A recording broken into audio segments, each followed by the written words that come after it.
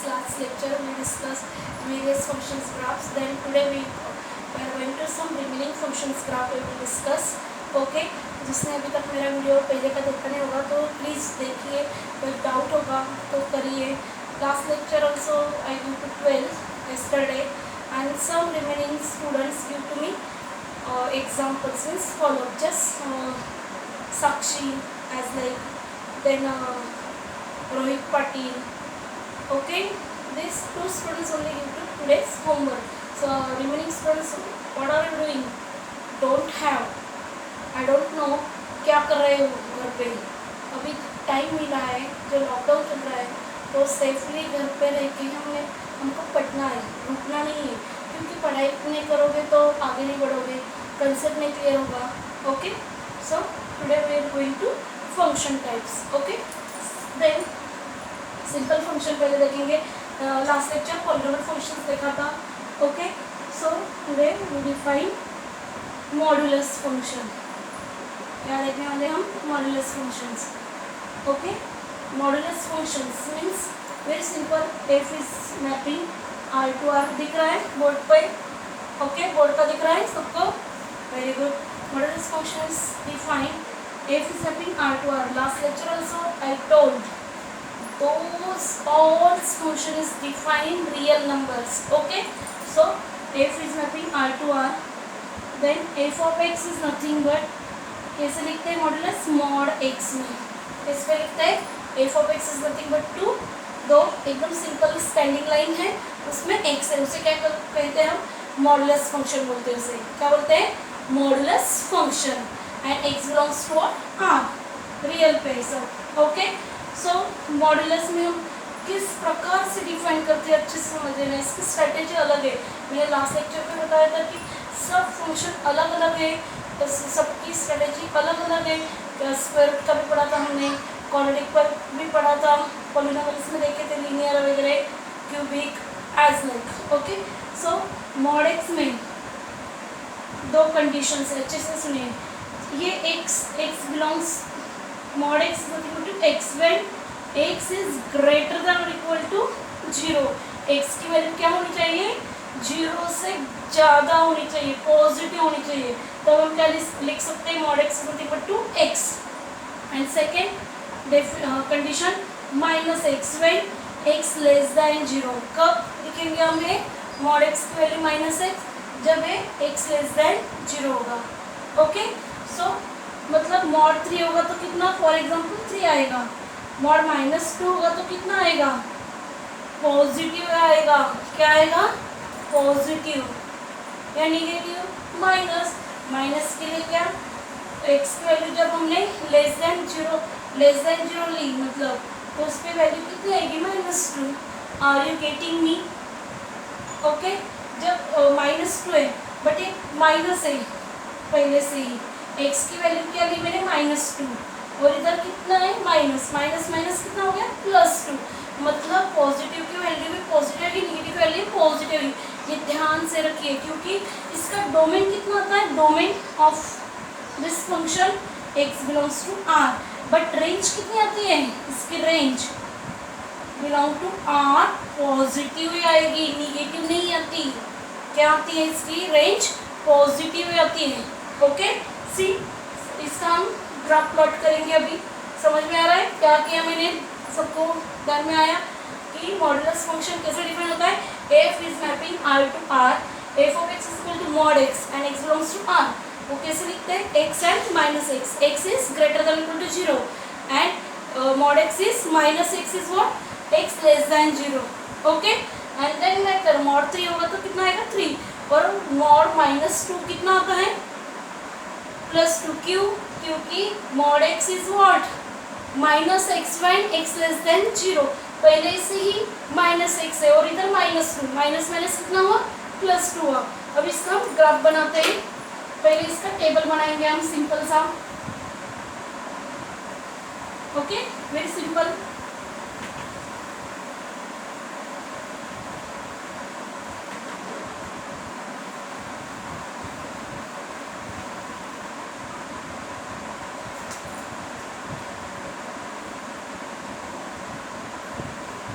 Table में हम x y, okay, and then एक वैल्यू लेंगे।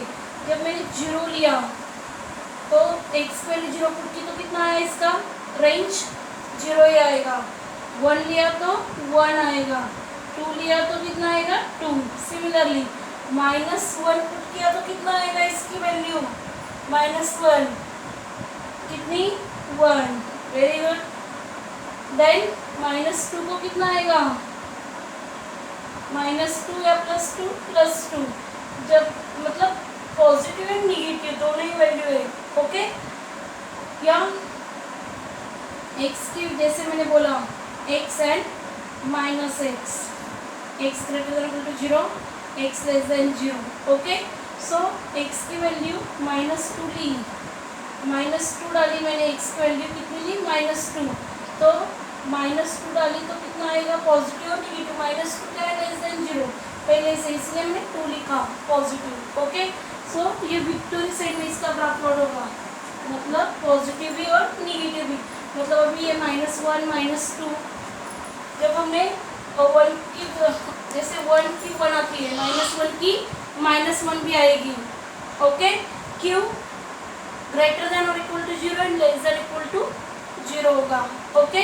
सो विक्टोरी साइन आएगी इसकी, मतलब पॉजिटिव भी और निगेटिव भी।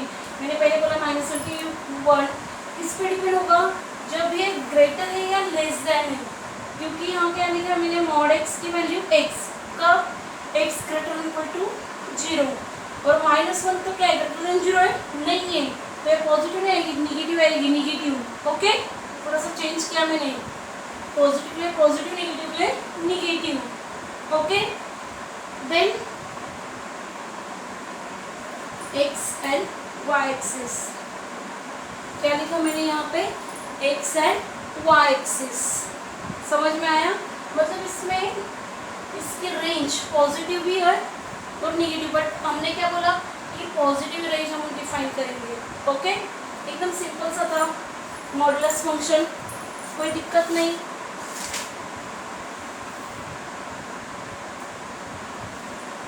जो मैंने बोला कि पॉजिटिव और निगेटिव हमारे बुक्स में, थोड़ा सा मैं फिर से बताती हूँ। f is mapping R to R, f of x is equal to mod x, -1 is 1, -2 is 2, positive आएगी, 1 के लिए भी 1, -1 के लिए भी 1। Are you getting me. तो मैंने फिर से देखा कि वो प्लस माइनस, मतलब मॉड में पहले से मैंने बोला है कि लेस देन 0 है तो -x, mod x -x when x less than 0, या -2 ली, ऑब्वियसली लेस देन 0 है, पहले से माइनस था और माइनस माइनस प्लस, इसलिए वेक्टर साइन। समझ में आया सबको, ये दिख रहा है graph, good. Then next function अच्छे से देखना, क्या पता है मैंने इसकी domain real number and range क्या होगी, real positive numbers, okay. Then next function, और हमारे बुक्स में भी है,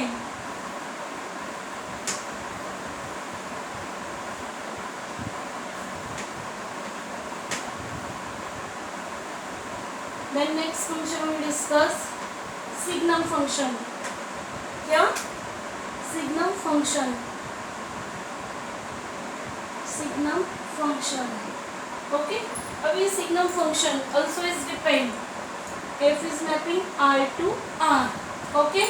signum function के ये डोमेन एंड रेंज क्या होगी, रियल ही होगी, ओके।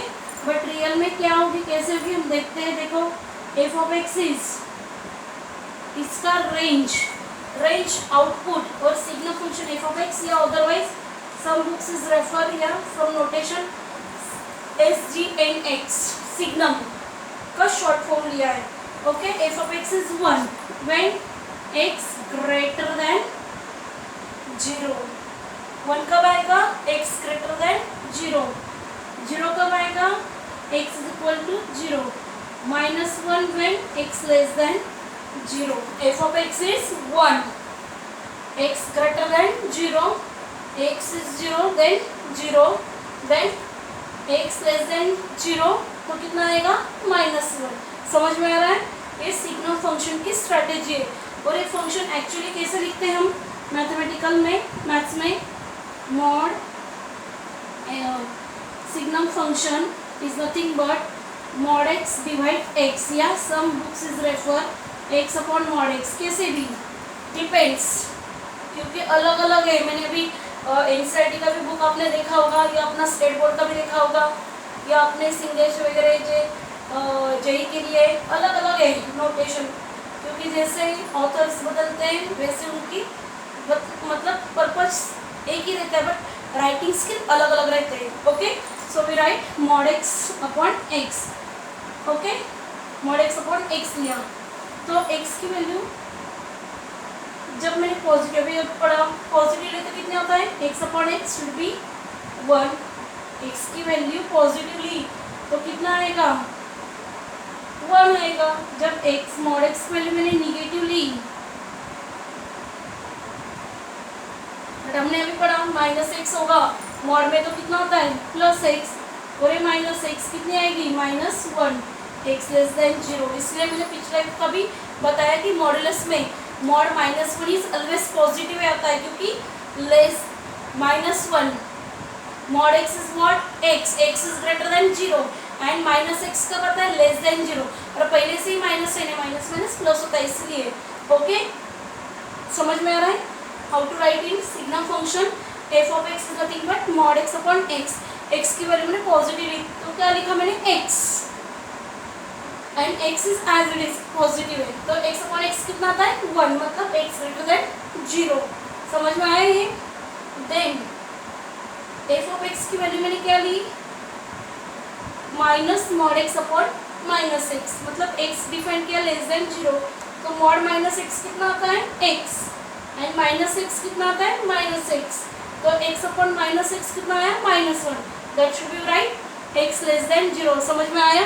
अभी हम इसका ग्राफ बनाएंगे सिंपल, या अदरवाइज फॉर एग्जांपल दिया मैंने, यहाँ मैंने x की जगह 5 रख दिया, कितना रख दिया 5 फॉर एग्जांपल, दिख रहा है सबको। x की वैल्यू क्या ली मैंने 5, mod 5/5, mod 5 कितना आता है 5, 5/5 कितना आया 1। Are you getting what I said, मतलब डोमेन इसका आर ही आता है, बट रेंज तो फिक्स है, कितनी -1 0 1, रेंज फिक्स है। रियल कोई भी ले लो, मतलब इनपुट कोई भी ले लो, बट आउटपुट फिक्स ही होगा 1 0 -1 या -1 0 1। Are you getting me. तो 5/5 1, या mod -5/-5, then how will you get 5/-5 is nothing but -1, मतलब रेंज क्या होगी हमारी फिक्स है, क्या -1 0 1 से ही होगी, और डोमेन क्या होगा रियल, कोई भी input. Are you getting me. देखो अभी इसका ग्राफ हम निकलते हैं, अच्छे से ये प्रैक्टिस कर लेना, क्योंकि इस पे ही हमारा लिमिट कंटिन्यूटी डेरिवेटिव सब पढ़ना है हमें, अलग अलग फंक्शन, मतलब इस पे इंक्रीज डिक्रीज सब आएगा।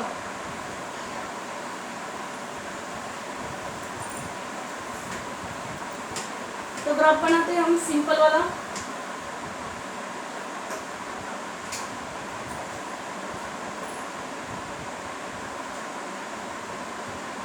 f of x क्या लिखा था मैंने 1 is greater than x is greater than 0, 0 x is equal to 0, -1 less than 0। Okay, तो यहाँ पे x एंड y एक्सिस दिख रहा है सबको, x and y axis. Okay, इस पे 1 2 3 -1 -2 -3 1 2 3 -1 -2 -3। ओके, तो अभी मैंने टेबल पे जो हमें लग रहा है वो वैल्यू हम पुट कर सकते हैं। 0 लिया, 0 को कितना आएगा, 0 को 0 आएगा। 1 के लिए 1 पुट किया तो कितना आता है 1 1, 2 के लिए 2, -1 पुट किया तो कितना आता है x की वैल्यू -1, कोई भी इनपुट तो पुट कर लो -1, तो क्या आएगा -1 के लिए, मतलब फंक्शन अभी सिंपल मैंने बोला कि x की वैल्यू 1 डाली तो कितना आता है 1, -1 पुट किया तो कितना आएगा, -1 के लिए मॉड में 1/-1 देन -1, -2 के लिए -2। Are you getting me. तो अभी हम अच्छे से पढ़ेंगे। और ये फ्रैक्शन भी ले सकते हैं, मतलब 0.1, 0.2, 0.3 कोई भी ले सकते हैं। ओके, अच्छे से देखो। तो अभी 0 पे 0 ही होगा, तो ये मैंने डार्क कर दिया। ओके, या 0.1 लेते तो कितना आता है? 0.1 के लिए देखो, 0.1 लेते तो कितना आता? 0.1, 0.1 upon 0.1, it should be 1। Are you getting? मतलब कितना आता y? यही पे आता हमारा। ओके, तो हम इसे a से कर देते हैं 1 तक। ओके, देन 1 के लिए कितना आता है? 1 ही आता है। ओके, 2 के लिए 1 के लिए 1 ही आ रहा है, मतलब इसे 1 के लिए 1, 1.1, 1.2, 1.3 के लिए भी 1 ही आएगा। ओके, तो हमें इसे क्या करना है? ये 1 पे नहीं आ रहा है, मतलब इसे यहाँ पे मैंने क्या किया? डार्क सर्कल किया, और इधर सिंपल सर्कल किया, क्योंकि 1 पे 1 पे 0 नहीं आ रहा है, मतलब सिर्फ खाली इतना ही आ रहा है। इसे हम ए से ए से 1 पे 1 ही आ रहा है, कोई भी नंबर ले सकते हैं, 1 पे 1 ही आ रहा है। ओके, तो मैं ग्रेटेस्ट इंटीजर का आया मेरे दिमाग में, तो क्या किया मैंने? 1 पे 1 ही निकाला। ओके, 2 पे 2 ही आएगा। ओके, ऐसे हम क्या कर सकते हैं? अलग अलग 1, 1, 2, 2। तो मैंने 1 के लिए 1 ही निकाला, और -1 के लिए -1, या 2 के लिए 2 का भी आप ऐसे दिखा सकते हैं, 3 के लिए। बट मैंने क्या बोला? ये 2 और 3 के लिए नहीं ले रही हूँ मैं, इसलिए इसका ये जरूरत नहीं है आप टेबल यूज करें। खाली 1, 0, -1, मतलब this side 1, this side -1। y is equal to कितना आया? ये रेंज 1, और y इज इक्वल टू कितनी आई इसकी रेंज? -1, और बीच में कितना है? 0। This is the range of signum function. Signum function क्या बताया मैंने? mod x upon x। Okay, x की वैल्यू पॉजिटिव पुट की तो कितना था? 1। x upon x should be 1, -x upon -x, mod -x upon -x, mod -x कितना रहता है? अभी बोला मैंने मॉडुलस में पॉजिटिव आता है, अच्छे से ध्यान में रखिए। ओके, और mod -x इज x आता है, और divide -x, then what happen? -1, इसलिए इसकी रेंज फिक्स होगी। कितनी? -1, 0, 1 इतनी होगी। Okay, are you getting me? Good, अच्छे से पढ़ना। Then next most important topic है greatest integer function. Greatest integer function, इसमें कोई प्रॉब्लम होगा तो ज़रूर पूछो। कोई कंफ्यूज होगा कि मैडम आपने फटाफट बोल दिया, ये फिर से बार बार देखो, अपने बुक्स में भी दिया है हर बार, और करते जाने का, मतलब सिर्फ पढ़ना नहीं है, मैथ्स खुद से बनाना है। मिस्टेक ध्यान में आई तो फिर से बनाना, मतलब क्या होता है? मिस्टेक, जब तक मिस्टेक ना आए, मतलब कोई डाउट ना आए, तो प्रोग्रेस नहीं है। इसलिए कहते हैं if there is no struggle there is no progress, मतलब जिंदगी में तो थोड़ा सा चढ़ उतार रहता है, तभी तो हम आगे बढ़ते हैं। समझ में आया सबको? Good, so will discuss greatest integer function.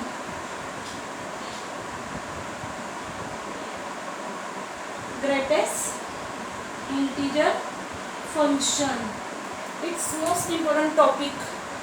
एकदम अच्छे से पढ़ना, इतना बढ़िया है और इतना यूजफुल है। अभी तक कई बच्चों को इसका लिमिट डेरिवेटिव आता नहीं है, तो अच्छे से ध्यान में रखो। ओके, कोई दिक्कत ही नहीं होगी आपको कोई समझ में, और कोई प्रॉब्लम आया तो झट से कमेंट बॉक्स या पर्सनली मैसेज करो। Okay, see greatest integer function कैसे लिखते हैं? ये भी f is mapping r to r सब फंक्शन, ये बार बार बोल रहे हो, इट्स रियल। जो रियल नहीं होंगे वो क्या होंगे? कॉम्प्लेक्स। 12 के बच्चों ने पढ़ा है कॉम्प्लेक्स, अभी आपका होने वाला है 11th का। ओके, तो ये set function relation is the base for maths 2। ये बेस ही है मैथ्स 2 का। सेट रिलेशन फंक्शन जिसको आया तो वो अच्छे से मैथ्स 2 करके आगे जाता है, अच्छे से मार्क्स लेके आता है। वो जेई हो, एनडीए हो, या नाटा हो, या बीआर्क हो, या एनी सीईटी एग्जाम हो। इसलिए मैथ्स 2 और फिजिक्स के लिए तो झट से आएंगे आपको। See f of x is capital bracket x, इसे क्या बोलते हैं? Capital bracket x। f of x is equal to capital bracket x। इसमें ग्रेटेस्ट इंटीजर में x की वैल्यू क्या होनी चाहिए? इंटीजर होनी चाहिए। ओके, मतलब इसमें मैंने 1 डाला तो कितना आएगा? इसकी वैल्यू 1 ही आएगी। -3 डाला तो -3 आएगी। मतलब ये इंटीजर होल वैल्यू कितनी आएगी? 1 को 1 ही आएगी, -3 को 3 आएगी। -10 लिया तो भी ये -10 ही आएगी। ओके, या +10 लो तो भी 10 ही आएगी। मतलब इसका डोमेन रियल ही होगा, मतलब इंटीजर में ही होगा। ओके, बट ये रेंज इसकी इंटीजर्स के फॉर्म में होगी। ओके, तो हम अच्छे से पढ़ो। f of x is capital bracket x, इसमें कोई भी वैल्यू लो, 1 के लिए 1 ही आएगी, 3 के लिए 3 आएगी, -2 के लिए -2 आएगी, -100 के लिए -100 ही आएगी। ओके, बट जो फ्रैक्शन नंबर है उसके लिए अलग अलग स्ट्रेटेजी है, वही मैं आज बताने वाली हूँ सबका। ओके, तो अच्छे से हम अभी इसका सिंपल एक टेबल बनाते हैं।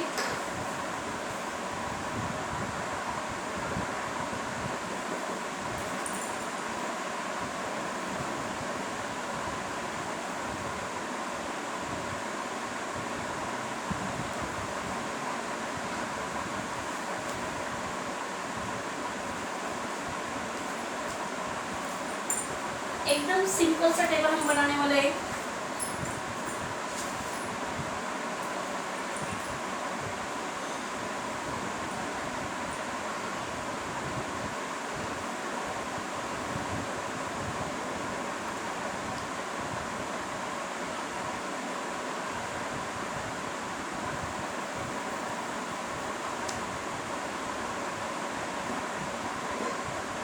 दिख रहा है आपको ये सब नंबर?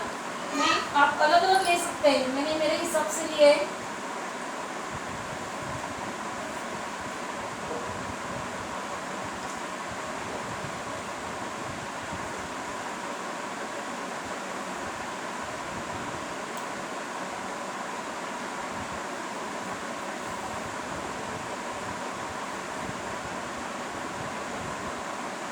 ओके, ये सब नेगेटिव लिया, बाद में इसके हम पॉजिटिव भी लेने वाले हैं। दो चार्ट थोड़ा सा बड़ा कर रही हूँ मैं इसे। दिख रहे सबको नंबर्स? -0.1 से आगे 0, 1, 0.1, 0.9, 1, 1.5,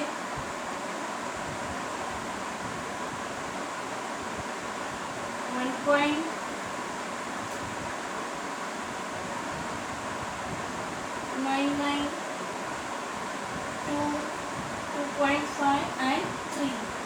ओके, दिख रहा है इस चार्ट में? सिंपल चार्ट्स बोला है। ओके, हम ग्रेटेस्ट इंटीजर की बात कर रहे हैं। ओके,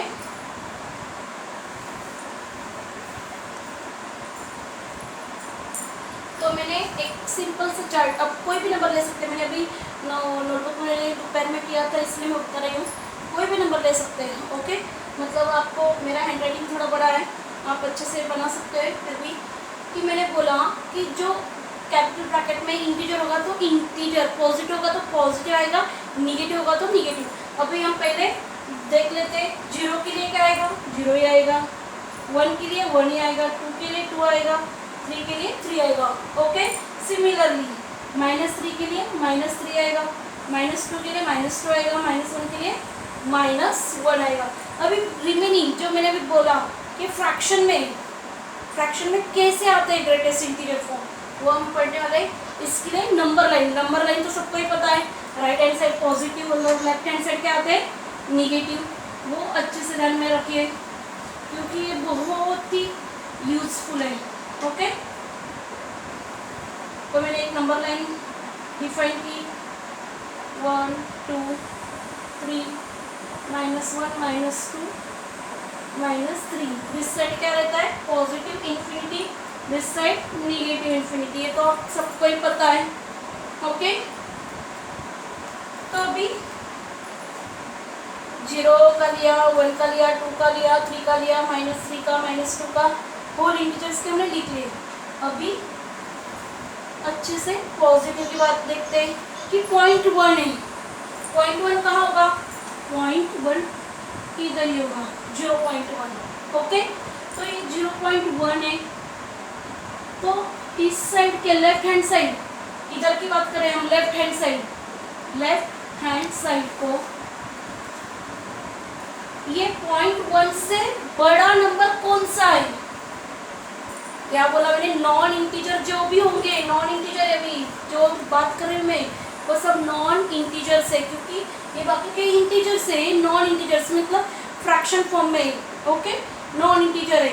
तो नॉन इंटीजर जब हम डिफाइन करते हैं कैपिटल ब्रैकेट में, तो कैसी स्ट्रेटेजी यूज करते हैं कि यहाँ पे 0.1 है, 0.1 से इधर का लेफ्ट हैंड साइड कौन सा सबसे बड़ा इंटीजर है। यहाँ तो 0 भी है, -1 भी है, -2 भी है, -3, ये सब इंटीजर्स है, बट इनमें से सबसे बड़ा कौन है 0.1 से? 0.1 के पास सबसे बड़ा कौन है, 0। तो 0.1 जब लिखेंगे उसका इंटीजर्स कितना आएगा, 0 आएगा। Are you getting me? इसकी रेंज कितनी आएगी, 0। सिमिलरली 0.9 लिया मैंने यहाँ पे, और 0.9। ओके, तो 0.9 इधर है, सब ज़्यादा है, इधर सब लोअर है, बट 0.9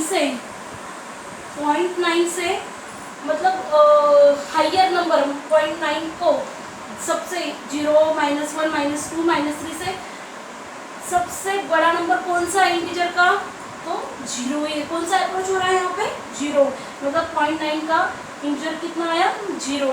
एंड 1 के लिए तो क्या होगा, 1 ही होगा। ओके, देन 1.5 सेंटर में होगा, 1.5। ओके, 1.5 के लिए कौन सा अप्रोच, यहाँ पे 1 है, अच्छे से देखो, ये 1.5 है।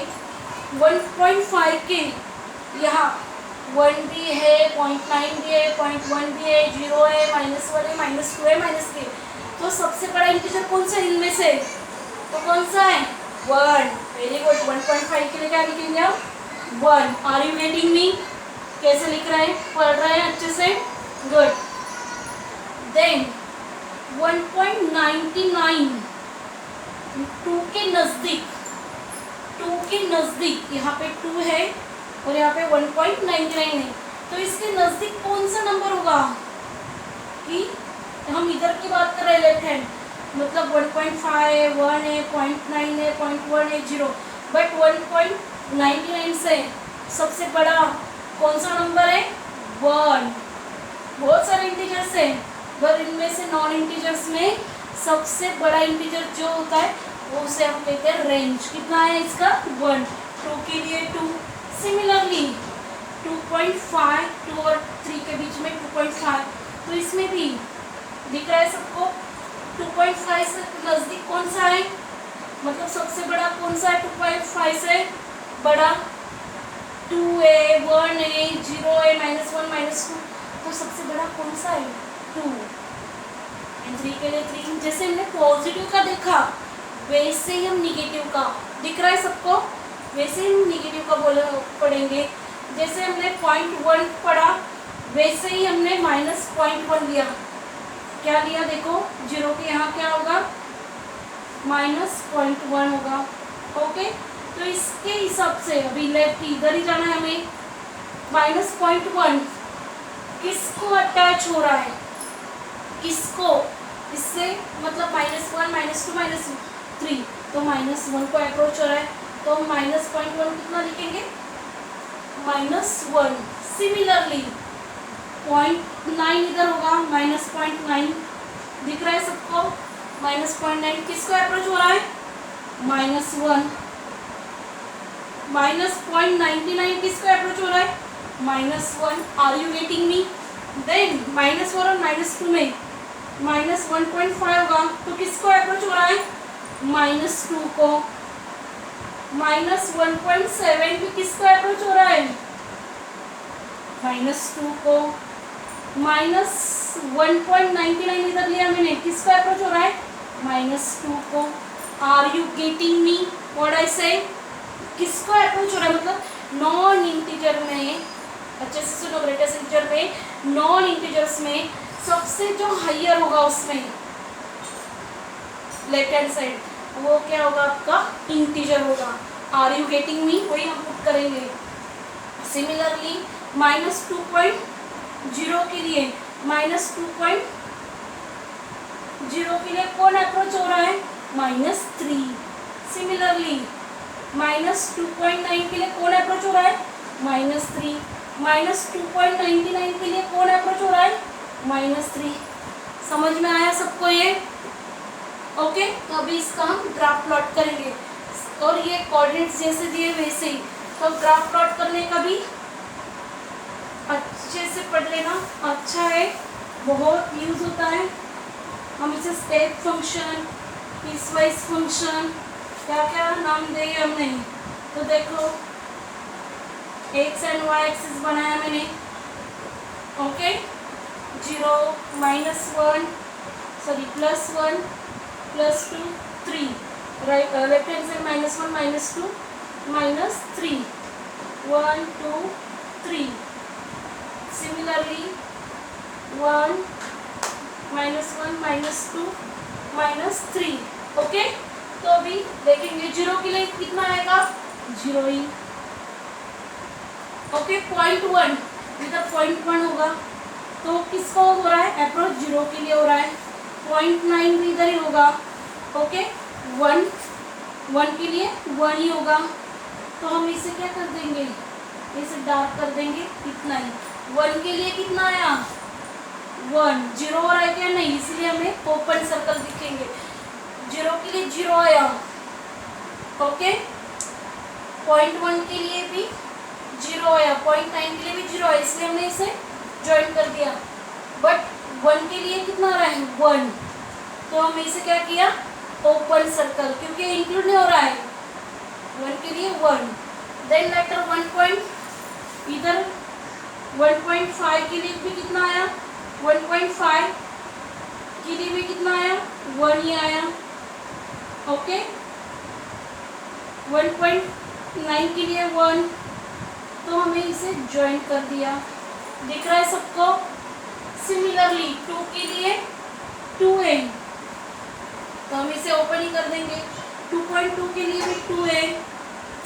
ओके, 2.3 के लिए भी क्या है? 2 है। दिख रहा है सबको? मतलब ये इंक्रीज हो रहा है, इधर इधर अभी जा रहा है, तो इसे डिफाइन किया। 3 के लिए 3, दिख रहा है सबको? देन निगेटिव के लिए कैसा होगा? -1 के लिए -1, -1 के लिए क्या हो रहा है? -1। ओके, सिमिलरली -2 के लिए -2, मतलब ये सब डिफाइन हो रहा है। ओपन क्यों किया मैंने? ये इंक्लूड नहीं हो रहे, एक्सक्लूड हो रहे हैं टर्म्स, क्योंकि ये बार बार उतने ही आ रहे हैं। 1 के लिए 1 ही आएगा, बट बाकी के लिए 1.5 के लिए भी 1 है, 1.99 के लिए भी 1 है, मतलब इंक्रीज। जैसे डिक्रीज हो रहा है वैसे इंक्रीज, स्टेप फंक्शन की तरह। आर यू गेटिंग मी, हम इसे होलोमार्क्स भी बोलते हैं, बट मैंने अच्छे से बताया, ये हमने इंटरव्यू में भी पढ़ा है। और इसका रेंज दिख ही रहा है आपको सबको। आर यू गेटिंग मी, अभी हमने क्या क्या पढ़ा? Signum function, modulus function, cubic function, ये सब प्रीवियस पढ़ा था। और आज के दिन के लिए मैंने ग्रेटेस्ट इंटीजर फंक्शन बताया आपको। ओके, और रैशनल फंक्शन भी आपने किया ही हो, किया है या नहीं किया है? किया, वो भी बताओ मैं रैशनल फंक्शन। तो देख लेते हैं हम रैशनल फंक्शन का एक सिंपल सा, और उसके बाद आज के लिए इतना ही बताऊंगी मैं ग्रेटेस्ट इंटीजर के फंक्शन के बाद रैशनल फंक्शन, जो हमने लास्ट टाइम भी पढ़ा था, फिर भी हम आज पढ़ने वाले। ओके, सिंपल सा है क्योंकि वो बेसिक है। और इसके बाद हम नेक्स्ट लेक्चर लॉगरिथम फंक्शन पे लेने वाले, लॉगरिथम, देन लेटर लॉगरिथम में एक्सपोनेंशियल लॉगरिथम फंक्शन देखेंगे, और उसके बाद simple composite function and inverse function भी पढ़ने वाले हैं। ओके, तो लास्ट रैशनल फंक्शन।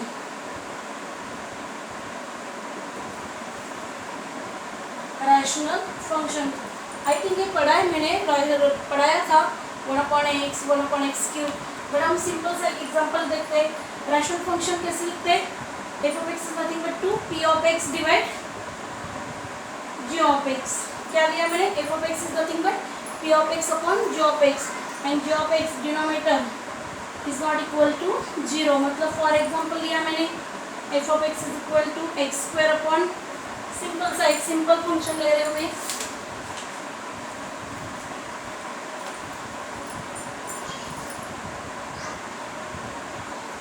एकदम सिंपल सा x² upon x² plus 3x plus 2 लिया। ओके, सिंपल सा भी। और ये डिपेंड होता है डोमेन, रियल पे ही होगा, रेंज भी रियल पे होगी। सिंपल। अभी हमने क्या, denominator is not equal to 0, x² plus 3x plus 2 is not equal to 0। Okay, then what, इसके हम फैक्टर बनाएंगे, x² plus 2x plus x plus 2 is not equal to 0। देन ये पढ़ा है ना अपने middle terms fraction 9th standard में, तो x कॉमन लिया तो कितना आया, x प्लस 2, इसमें 1 कॉमन लिया था x प्लस 2, तो x plus 1 and x plus 2 is not equal to 0, that is x plus 1 is not equal to 0 और x plus 2 is not equal to 0। तो कितना है x की वैल्यू -1 एंड x की वैल्यू कितनी आई, is not equal to -1, x not equal to -2। मतलब इसका जो डिनोमिनेटर है तो उसमें डोमेन कितना है, उसका डोमेन रियली है, डोमेन इन R, बट -1 -2 नहीं होंगे क्योंकि denominator is not equal to 0। ये हमने पढ़ा है ना। एंड देन इसका ग्राफ तो अच्छे से आपको याद ही है, x² क्या होगा, x² का ग्राफ ऐसे हम निकाला है ना, x²। ओके, एंड इसका भी हम बना सकते हैं, x की वैल्यू 1 पुट करो, 0 पुट करो, -3 करो, 1.5 पुट करो, and then you should be make a graph. And range कैसे निकालते हैं इसकी, रेंज ये जो x में y is equal to function, वो x के टर्म्स में, तो इसको y के टर्म्स में लिखे और वो भी रियली होगी। Are you getting me? Okay, आज के दिन इतना ही। नेक्स्ट लेक्चर को हम आगे के ये फंक्शन पढ़ने वाले हैं और अच्छे से सबने पढ़ना है, प्रॉपर नोट्स बनाना है, और जो कुछ बुक्स में आपके एग्जाम्पल से वही मैं आपको आज सेंड करने वाली हूँ अलग अलग, तो ध्यान से पढ़ना और ध्यान से सॉल्व करना, और कोई मतलब प्रॉब्लम होगा तो पूछ लेना। Thank you, good night.